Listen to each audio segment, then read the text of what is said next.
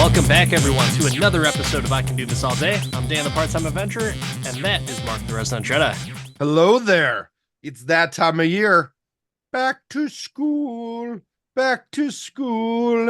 to show my dad that I'm no fool. Billy Madison, great movie. Not what we're here to talk about today. When Billy went back to school, he talked to many teachers, many inspirational figures, and there are a lot of those in movies. So today we're going to break down our favorite and the worst teachers, coaches, school type people in our I Can Do This All Day Back to School podcast. The time of year is a bittersweet one. The summer's over for most of the people out there, and kids are going back to school, which is really great for some parents. And for those that have the little young ones that are first being introduced into school, I'm sure they'll be shedding a few tears. But one thing that you want to make sure that you think of is who these kids are being taught by or coached by. And what better way to think about this than talk about some fictional characters? And so that's what we're going to do today. We're going to do some best. We're going to do some of the worst. But are there any of the teachers and coaches that you want to talk about just as honorable mentions that didn't quite make the list? There's a few different categories that we decided to exclude. One is portrayals of actual real people. Your Herb Brooks in Miracle, your Remember the Titans, your Lean on Me, so many movies that represented or recreated people that actually lived. Stayed away from that because who's better than the actual person? And then the ultimate coach, my favorite, your favorite, loved worldwide, but only a coach in TV. But man, I'd love a movie of it, is Ted Lasso. That was one of the ones where I was like, oh, that would be really cool to put him in here, but we're sticking to movies. I think there's way too many teachers in television. You know, you got Mr. Feeney in Boy Meets World. That was another one. But there's just too many. And we wanted to stay true to the movies. And who knows, maybe we'll do teachers and coaches and TV for next year. Until then, let's start this the best way that we possibly can. And let's talk about the worst of the teachers and coaches in movies. The worst. The worst. And chiming in at the top of this list is, oh my gosh, Henry Jones Jr. in the Indiana Jones series. So, Mark, you're an Indiana Jones fan, but let's talk a little bit as to why he's on this list as one of the worst. I mean, he was a great adventurer, but man, what a terrible teacher. All he told people was X doesn't mark the spot, and there's never treasure at the end of the map. But all he did was go find the treasure. It seemed like he was just trying to discourage the competition. Which, by the way, he was absolutely way too busy on his adventures to teach. I mean, it literally, he came back from having poison darts shot at him, and he was teaching class on Monday. You can't tell me that your brain is locked in on teaching these students who are the future of this world. No way. Bad teacher, Mr. Jones. Full on Nepo baby here. He was using all his dad's old friends to keep himself employed, and he would sell them the things to go in the museum. He was just there to, get hit on by college kids and jump out the window. Which brings us to our last point, right? Huge stack of ungraded papers. He would never meet with the kids. My office hours are when I jump out the window and go find cool shit. Y'all can just complain. I never thought of him as a teacher until I just recently started to rewatch Last Crusade. And I was just thinking to myself, like, oh my gosh, yeah, he's been a teacher this entire time. And he hasn't taught a single thing. He has never graded those papers. Not once did I ever see him at his desk putting down A for effort. No time for teaching, Dr. Jones. Oh, you can say that. I can't. All right. The next one up is a little man named Tom Berenger. Not little man, but I don't know. Little known movie, I guess. But his character is Shale in The Substitute. A deep cut here with The Substitute. But I haven't seen this movie in a long time, but all I remember about this movie is that he was just so violent. And that's why he ends up on our list at number 4. You cannot kick the shit out of kids. Teachers just can't do it. You No, cannot do it. violence is bad, okay? And like And he didn't that's just like he didn't like paddle them or put them on like hit them on the back of the wrist with a ruler. Like dude was chucking people out of windows and shit. if I remember correctly, some broken bones, or at the very least, some sprained ligaments and torn ligaments here or Oh there. yeah, no. People were limping because of this guy. People Can't were limping. can't do it. Not today. Not today, sir. Unacceptable. But that's Naughty why he Tom lands. Berenger. Naughty, you're naughty. That's why it lands on number 4 on this list. But number 3, Dolores Umbridge, such a pleasant, happy looking woman. But what a see you next Tuesday in the Harry Potter series. She was Oh, a true gosh. mean girl, man. She wore pink every day. The stupid quote that she says, naughty children deserve to be punished. I don't disagree with the notion of it, but I disagree with burn tattooing them as punishment. I Was don't that know. burning or was that like cutting? That's yeah, I mean, I would be okay with that being cutting as well, because that just did not heal with a nice little Neosporin. Yeah, That no, was something- definitely the wizard Karen for sure. You needed magic to heal that shit. And yeah, that's just unacceptable, Dolores. But some other things, dude, she didn't even teach the approved coursework. Poor Hermione Granger is looking to defend herself in the dark arts. And what does Umbridge do? We do need to do this. Like, get out of here. Come on. There's danger. Voldemort's out there. Well, she knows that. She was in cahoots. That's true. Cahoots. What an awful teacher. What abusive? Really? I mean, yes, she looked the part of a teacher. Because how many teachers did you have in grade school that look like Dolores Umbridge? Just all of them. Every single one, right? Fourth grade, dog. Like I remember my fourth grade teacher looked exactly like this. First grade, yep, Same looked just like smug her. with a brooch. Second grade teacher looked exactly like her, maybe 400 pounds heavier. Whoa, yeah, that's a lot that of was heavy. like she was, but she's also a very tiny woman. So to be fair, Dolores Umbridge, tiny woman. But yeah, that's why she lands on number 3 on this list. She's not a good teacher. Some people will say she's the worst teacher, but not on our list. No, And that's why we're not gonna go the up to worst. number 2. Number 2, Terrence Fletcher in Whiplash. Good God, this guy was a fantastic, fantastic character, and I love this movie, but not the best teacher. Not the best. One might say he might be one of the worst, and that's why he's on this list. But a physically abusive, I think, is just at the. Normally, that's like the worst part of a teacher. That's like one of his redeeming qualities is the fact that he's physically abusive because it matches everything else that this guy does. All of his just emotional torment. One of the quotes in this movie: "There are no 2 words more harmful in the English language, more harmful than a good job." Music isn't supposed to be perfect. He did say himself, like, hey, at least he tried. But that's exactly what type of shit he would give someone else for saying that they tried. So the hypocrisy is strong with Terrence Fletcher, and maybe that's why I'm a big fan of his, and maybe he could be a big fan of the podcast. Not quite my tempo. What a perfectionist piece of shit. Like, for hours, they spent hours in that practice room trying to get the drum part right for that song and just double swing time, my tempo. Like, oh no, not quite my tempo. What an awful guy. I remember us talking about this and reviewing this movie, and you were over it. You just didn't even want to talk about the movie anymore because I feel like you hated watching this because it was so not a good time, like what you're wanting to do for a movie. Well, I just feel like we get it. He's a shitty person. The main character in the movie, the protagonist, kept going back to try and for some reason win his favor.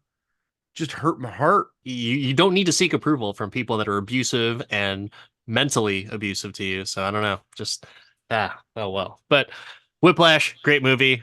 Terrence Fletcher. I understand his methods. I don't hate them, but yeah, can't fly today. And the next one, or last one, I should say, for the worst, Principal Rooney from Ferris Bueller. This fucking guy can't let anybody have any fun, man. Just I mean, why? How he many had other plenty of students go to that school that he had he to had plenty focus of on fun. a righteous dude like Ferris? He had plenty of fun himself because he was breaking and entering into students' homes. He was Ridiculous. absent from his job, like just running about aloof.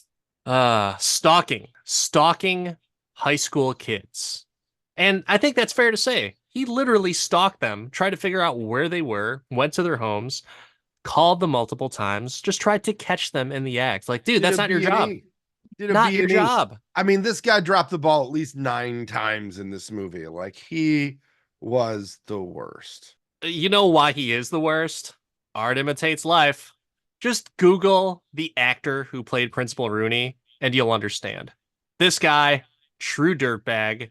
That's why he's the worst on this list. Let's go on to some good stuff.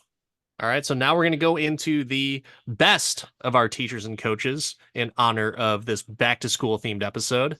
But on this first one, yep, you know him, I know him. R.I.P. Carl Weathers, but Chubbs Peterson and Happy Gilmore. Gosh, what a wonderful rags to riches story for Happy. Like, that is like ideal for any type of coach or teacher, that you bring someone who has no business doing what they're doing or even being in the sport that they're in, but you turn them into a champion with your help and guidance. Fantastic. All in the hips, baby. It's all in the hips. It's all in the in. hips. Just trying to ease the tension, baby. Just trying to ease the tension. But we're gonna ease it somewhere else because this guy always kept a positive attitude, even in lieu of not having a hand. He was always willing to lend a hand, and he certainly did so with Happy Gilmore. Chuck it and fall and get run over. It's made of wood. It's real sturdy. Sturdy. Real sturdy. But like just even to the point of making one of the most iconic golf clubs in history, right? Getting that custom Odyssey hockey putter ready to go, pulling his old strings from the tour. I'm just getting there with it. And I mean, what a well-dressed man too. Matching, looking good. I remember this movie and not even putting together that it was Apollo Creed. And usually I'm like a one actor, one role, especially one as iconic as Creed. Like it just Carl Weathers, R.I.P. What a legend. And what a great coach in Happy Gilmore. Thank you, Chubbs. All right, the next one up, another RIP, Robin Williams, but Sean McGuire in Good Will Hunting. Ah, I love this movie, man. I remember being at Northern Illinois, and we had this movie channel where there was like a core group of movies like each blurry, month. and it was No. blurry for a second, then it was blurry. No, not that movie channel, but there was a movie channel that we would always watch, and Good Will Hunting was on like almost 24/7. They would just play like the movies on loop, and those were the movies for the month, and Good Will Hunting happened to be one of them. But this guy is just a fantastic teacher because he taught Will Hunting, a troubled kid from South Boston, and he didn't just teach him about academics, but he taught him about life, which a lot of the best teachers out there don't just teach what's on the paper. They teach what's happening out there on the streets, in the job industries, everything. And he gave him some really great life stories and some good life lessons to take with him. I think that the Robin Williams aspect of this is great. Like, what an awesome casting to bring him in. Somebody who was in Dead Poet Society, my captain, and for him to be better. Like, we wrestled with which Robin Williams teacher to put in, but it's not our fault that Robin Williams so great, and it wasn't Will Hunting's fault that he had to get through these issues, and he wasn't the source of his childhood trauma. And Robin Williams brought us there. He brought us there through stern, direct, not backing down feedback and support and love. And I mean, what better way? It's fantastic, but not the only thing. But not to mention, he's also a great painter. That paint by number looked great. And what an amazing way as a teacher to not be discouraged and to rebound with empathy and sleep so good at night, knowing that you don't know shit Like what an amazing approach. And that he even gave up his line. Let him steal his line at the end of this, right? After not going to game 6 Robin Williams, we miss you. We might have to do a so Robin much. Williams retrospective, or at least, revisit some of his movies. But for anyone who has not checked out or misses out for our episode, check it out, because now I think I might want to check it out just to revisit some good old Robin Williams stuff. But before that, we got to go down this list, and we have Yoda from the Star Wars saga on here as one of the best coaches, teachers. Wisdom? Taught so many Jedi for 400 years.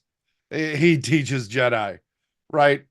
Judge him by his size. You do not. I feel like you don't agree with me I when we don't. talk about Yoda and his I his don't. excellence in the teaching realm. I will say that he probably was a very good coach and teacher, but at the same time, bad guys can be good teachers and coaches too. I mean, he was They a teach their own he was a method. better teacher than Obi-Wan. Yeah, I suppose so. Maybe. I don't know. But, Oh, I will say there's one thing that makes him one of the best teachers out there. He's backpack ready. He's he'll come portable. along with you. He'll be in your ear, be like, "Is that what do I hear? Oh, it's actually him. He's strapped to my back as I'm doing flippy spinnies through the jungle." Yeah. You can do a flip and he'll just be right there with you. Mhm. And yeah, he's all good for it. He's along for the ride, if you will. So Oh, gosh, Yoda is kind of cute, right? For a 900-year-old. So it might as well have a nice, cuddly, cute teacher, if you will, that looks like a puppet. So but let's get down to our top of the list. Drum roll. this is Mr. number 2, Miyagi from the Karate Kid series. Oh Miyagi-san. yeah, sorry. So number two, Number 2. Mr. Miyagi from the Karate Kid series. Karate Kid series. Well, maybe not series, but the Oh, I first three love 2 movies. and 3. 3 They're especially is two. so bad it's great. I have It trees. is bad. I have trees. I climbed in a gorge to get you back your tree, and now you want me to put that shit back. Yeah, He's always teaching lessons. Leave the trees in the forest, Daniel. Wax I on, wax off. Leave the fucking trees alone. I do love the Karate Kid series along with the Cobra Kai series, but I can't say I support the next Karate Kid or the Jackie Chan, Jaden Smith Karate Kid. They were fine, but not as loved as the original trilogy. Got to have that Uh, Marita Machio balance. but karate only for defense. Like what a great way to teach a tool to really hurt someone, but in the right way. Danielson is looking for revenge, and that's a good way to really get yourself messed up. But Miyagi recognized that, and he waited until the right time to give him some of his wisdom and really teach him how to stand up for himself, which I think a lot of kids these days, they need that type of guidance because people are so quick to fly off the handle, or on the opposite side of that spectrum, they don't fly off the handle at all. They just sit there and take it after so many years of abuse. And then all of a sudden you have like mental turmoil for all that stuff. And it's just not good. But Mr. Miyagi, great for that karate only for defense line and tactic. But also, let's just take a look at the facts here. When it comes to a coach, we love sports stories where they take the ragtag team and they go to the championship. He took a complete novice. He learned karate from a book and some classes at the Y, turned him in to the All Valley Karate Tournament champion against the two-time champion of Johnny Lawrence. I mean, it Crazy. was it was a disputed victory because blows to the head were supposed to be illegal. Supposedly. But that's Supposedly. for those who haven't watched the Cobra Kai series, it's great. If you love the Karate Kid series and you like the 80s vibe, this show is still great. It's on its last season right now. I just finished up the first half of the last season, and I'm still in it, and I'm interested to see how it all ends. But the last thing, gosh, when it comes to a coach and a teacher, sometimes people will blur the lines. But I think this was completely acceptable because of the fact that he was just a father figure and mentor to this, not just his student Daniel-san, but to his students. So he was well beyond, his reach was well beyond his own life. And all of Daniel's students now are taught the Miyagi-Do principles. And that is a legacy right there. And another reason why his teaching and coaching is top notch. Down to number one. This time for real, number one. I have to apologize because I kind of always just assume this person will always be at the number one spot in our lists, both on the bad side and the good side. And that is going to be Detective John Kimball in Kindergarten Cop. The only living member of our top 5 list. Yeah, that's sad. That's sad. It is. Let's just take a look at the report card here. He made drastic improvements to a kindergarten class that was just a bunch of savages.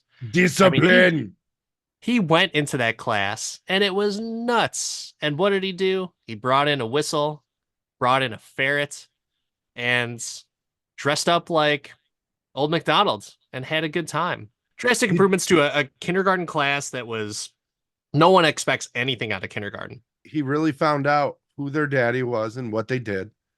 He got them to get one toy and get to the rug, and then he saved them. You know, he wasn't supposed to be there. He was the substitute of the substitute kindergarten teacher.